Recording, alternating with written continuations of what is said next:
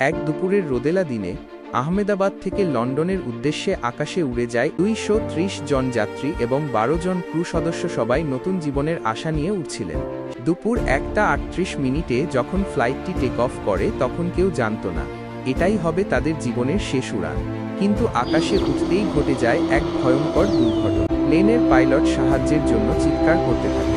এরপর এখানে নগরের ওপর ভয়ঙ্কর বিস্ফোরণে কেঁপে ওঠে গোটা এলাকা। প্লেনটি একটি মেডিকেল কলেজের হোস্টেলের ওপর আঘাত হানে, যেখানে ছাত্রছাত্রীরা তখন দুপুরের খাবার খাচ্ছিলেন। মুহূর্তের মধ্যেই ধ্বংসস্তূপে পরিণত হয় ভবন। স্থানীয় মানুষ আর ফ্লাইটের যাত্রী সব মিলিয়ে 241টি প্রাণ শেষ হয়ে যায়।